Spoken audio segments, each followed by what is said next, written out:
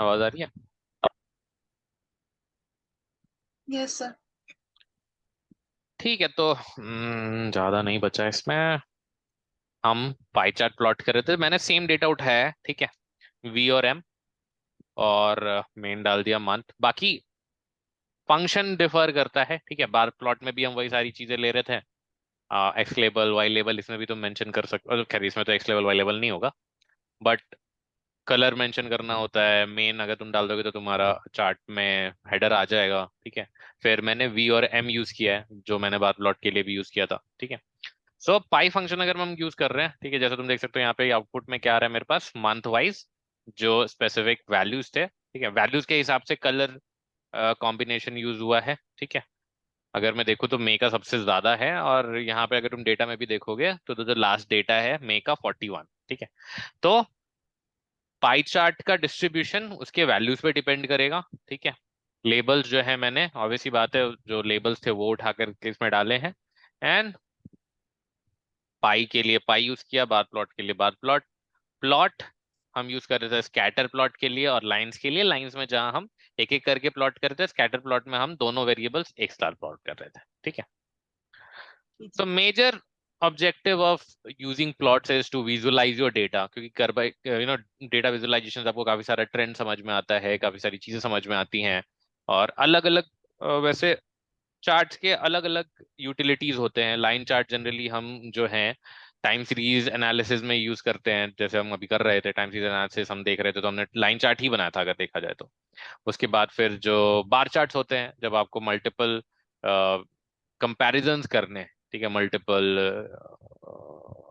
Parameters पे, ठीक है। फॉर एग्जांपल जैसे हम मंथ ऑन मंथ कंपैरिजन हम कर रहे थे, तो हमने बार चार्ट प्लॉट किया था। अगर आपको दो न्यूमेरिकल वेरिएबल्स के बीच में कंपैरिजन करना है तो आप स्कैटर प्लॉट यूज करते हो। और पाई जो होता है, जब आपको ओवरऑल सिनेरियो एक साथ देखना है, बिकॉज यहाँ पे क्या है कि सारा डेटा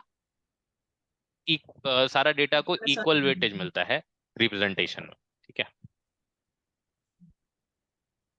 सो पर्पस सर अच्छा, वाइज, हम ये जो बना रहे हैं, क्या हम इसको पावर बीआई पे भी ले जा सकते हैं? जैसे आपने वो ऑटो ऑटो रिग्रेसिव मॉडल जो बताया, वो शायद पावर बीआई पे ना बने, बट हम हाँ आर का वो बना करके हम वहां पे ले जा सकते हैं। हाँ ले जा सकते हैं।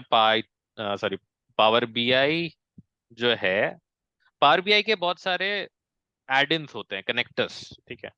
जैसे ऑल्ट्रिक्स के साथ कनेक्ट हो जाता है, पावर बीआई के साथ कनेक्ट हो जाता है, सॉरी पाइथन के साथ कनेक्ट हो जाता है, आर के साथ कनेक्ट हो जाता है, ठीक है।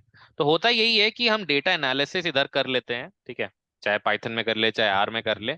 और उसके बाद जो आउटपुट डेटा आ रहा है, ठीक है, प्रोसेसिंग करने के बाद ऑल्ट्रिक्स में कर सकते हो आप आर में कर सकते हो, पाइथन में कर सकते हो। These are all used for data analysis. और उसके बाद जो फाइनल आउटपुट है ना, वो फिर हम पावर बीआई में रिप्रेजेंट कर देते हैं।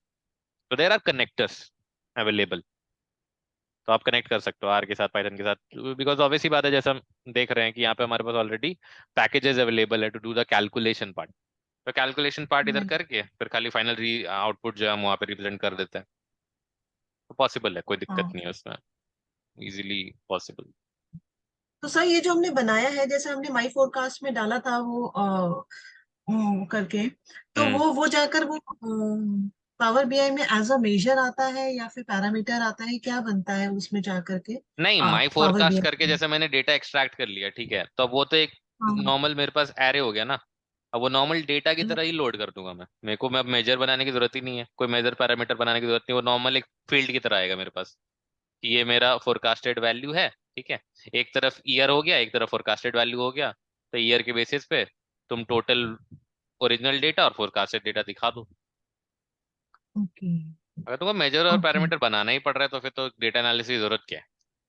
जरूर है, राइट। ठीक है। वहां पे पैरामीटर और तुम्हारा मेजर बहुत ज्यादा टीडियस टास्क हो जाता है। Doing calculations in power BI is a very tedious task. तो उससे बचने के लिए ही ये इंटीग्रेशंस दिए गए हैं कि कम से कम डेटा एनालिसिस करना पड़े हमें Power BI, because Power BI is a visualisation tool, ठीक है।